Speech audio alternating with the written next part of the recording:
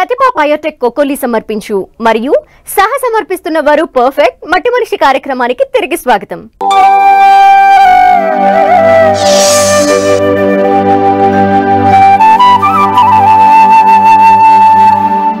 తక్కువ కాలంలో పంట చేతికి వచ్చే అపరాలలో పెసర ముఖ్యమైనది. ఈ పంట సాగుతో భూసారం పెరగటంతో పాటు తరువాత వేసే పంటకు మంచి మాంసకృతులు నత్రజని లభిస్తుంది. ప్రస్తుతం వరి మాగాణుల్లో ఈ పంటను విత్తేందుకు రైతులు సిద్ధమవుతున్నారు.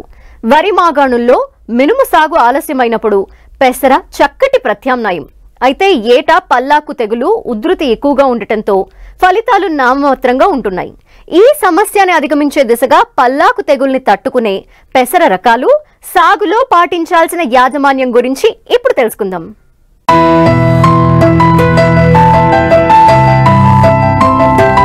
వరి మాగాణుల్లో పెసర సాగు తక్కువ ఖర్చుతో స్వల్ప కాలంలోనే మంచి ఫలితాలను పొందవచ్చు.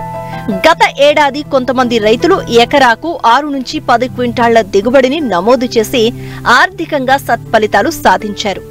ఏటా ఖరీఫ్ లో వరి నాట్లు ఆలస్యమవుతున్న నేపథ్యంలో మినుముకు ప్రత్యామ్నాయంగా పెసర పంట అధిక విస్తీర్ణంలో సాగవుతోంది. అయితే చాలా మంది రైతులు ఇంకా వైరస్ తెగులును తట్టుకొని పాత రకాలనే సాగు చేయడం వల్ల నష్టాలను ఎదుర్కొంటున్నారు.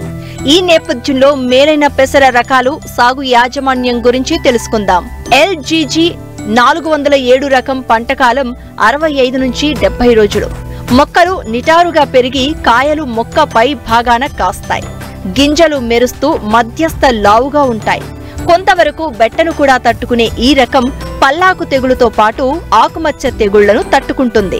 LGG 460 రకంలో కాపు గుత్తులు గుత్తులుగా మొక్క పై భాగాన ఉండి కోయడానికి సులభంగా ఉంటుంది. ఒకేసారి కోతనిచ్చే ఈ రకం పల్లాకు తెగులుతో పాటు మువ్వు కుళ్ళును కూడా కొంతవరకు తట్టుకుంటుంది. దీని పంటకాలం 65 నుండి 70 రోజులు. TM 96-2 రకం అధిక తేమను కూడా తట్టుకుంటుంది. గింజలు లావుగా మెరుస్తూ ఉంటాయి. దీని పంట కాలం కూడా 60 నుంచి 65 రోజులుగా ఉంది. కిలో విత్తనానికి 5 గ్రాముల ఇమిడాక్లోప్రిడ్ లేదా 5 గ్రాముల థయోమిథాక్సమ్ లేదా 5 మిల్లీలీటర్ల మోనోక్రోటోఫాస్ ను కలిపి విత్తన శుద్ధి చేయాలి. దీంతో 15 నుంచి 20 రోజుల వరకు రసం పీల్చు పురుగుల బారి నుంచి పంటను రక్షించుకోవచ్చు. ఖరీఫ్ వరి అడుగుల్లో విత్తనం చల్లిన తరువాత కలుపును గమనించినట్లయితే 21 నుంచి 28 రోజుల మధ్య ఫినాక్సిప్రాఫ్ ఇథైల్ 250 మిల్లీలీటర్లు లేదా సైహలోపాప్ బ్యూటైల్ 300 మిల్లీలీటర్లు 200 లీటర్ల నీటిలో కలిపి పిచికారీ చేయాలి. చిప్పెరగడ్డి మరియు గడ్డి జాతి కలుపు నివారణకు ఎకరాకు ఇమాజిటాఫీర్ 250 మిల్లీలీటర్లు 200 లీటర్ల నీటిలో కలిపి పిచికారీ చేయాలి. విత్తిన 25 రోజుల వరకు పైరులో కలుపు లేకుండా చూడాలి.